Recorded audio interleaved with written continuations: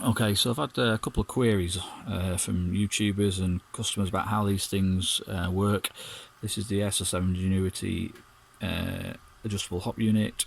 Fits the KWA LM4 and all the variants, the Mega Arms AR-15, and as I've just found out recently, the KWA Tavor as well. So basically, what we've got is that's the hop chamber with the hop rubber in there. It's a maple leaf hop. And I'll show you how you assemble it and what to look out for. So first thing is the hop window on the barrel needs to look like that, not like that. This is a TM MWS barrel. The hop window is way too wide, and it'll cause all sorts of instability with the hop up on the gun when you use it. It's got to be that style. In fact, this is a Maple Leaf Crazy Jet barrel. It's matched perfectly to their hop rubbers. So the hop rubber's in there like that. A simple way of doing it is just put your finger on the end and then push the barrel through. Twist, give it a bit of a twist and a push. Eventually the barrel goes in like that, and it sits in the hop rubber. So you notice this has got a double groove on it on each side. This barrel. The kit comes with two lug types. So there's this type, which has got, surprisingly enough, two cutouts on it, and they grip those slots. We'll put them in a bit later. It also comes in with a single slot barrel lock piece as well. So next is take the small spring that's supplied, put that on there. Take the hop arm, which has a curved profile, and that's to match the curved profile needed for the actual hop rubbers from Maple Leaf.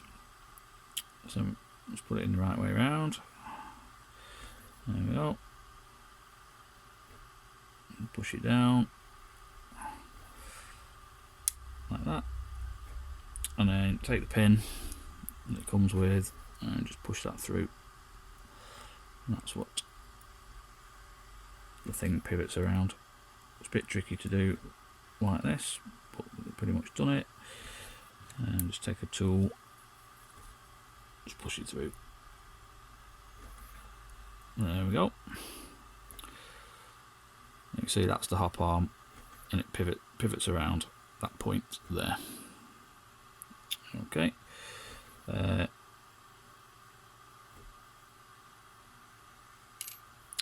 Next, just take the barrel lug pieces like that, and like that.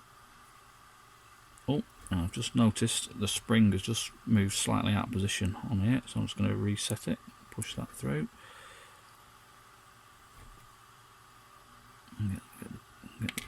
Let's take the pin out for a sec. There we go. So yeah, you've got to be careful. Got to make sure the spring sits properly. And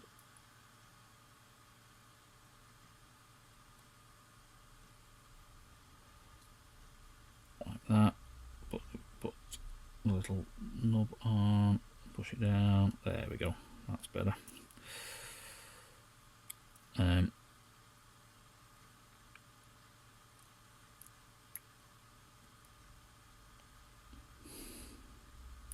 I had actually designed this with originally with a bit of plastic in the bottom to retain the spring, but it's that there's that little space for it to pivot around that didn't really work, and it's better leaving it the way it is.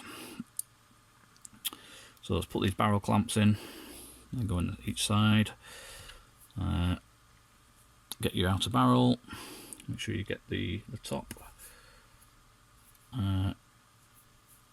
There we go, and then you slide the outer barrel over the inner barrel, push the hop unit in, and the barrel lugs clamp down and will stop the inner barrel from moving. Now on the underside, you should be able to see straight through if you've got it in square, which I have. And then you can put one of the longer glove screws that come with the stock rifle. Put them back in there like that. And that's not going anywhere now. Now, depending on the LM4 front foregrip style that you have, you can use the original LM4 grub screw, which is quite long, but it will, in maximum, when you screw this in or screw it out, it alters the hop arm, it pivots it around, gives you more or less hop. But the long hop screw that you get as well, the long barrel screw that you get as stock, will end up sticking out, and that can cause problems getting your foregrip, or getting this in on the AR-15, problems getting it back into the body, the upper receiver. So the kit comes supplied with, as you can see, if I just pop this out, a small grub screw like that. So if I start to screw this grub screw in, so at the moment you'll see the hop arm, it's very difficult, there we go, see it's just in there. That's effectively maximum hop, and it's slightly counterintuitive, but it's because it's a seesaw hop arm. Once you screw this in and it starts to put a bit of pressure on the hop arm, you can see it's now moved up. So screwed in, don't screw it in really tight, because it'll just crush the hop arm. It only needs a little nip up. Once you feel it at maximum travel, don't tighten it anymore. And if I back that off, you'll see that the hop arm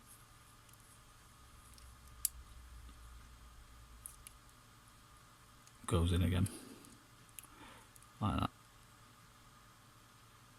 So it's quite subtle, but that is enough to provide good variation on hop, and tune it appropriately. And that's it basically. So I hope you enjoyed the video, hope you found it useful. Like and subscribe to the channel, and hopefully you buy my kit. Cheers, bye for now.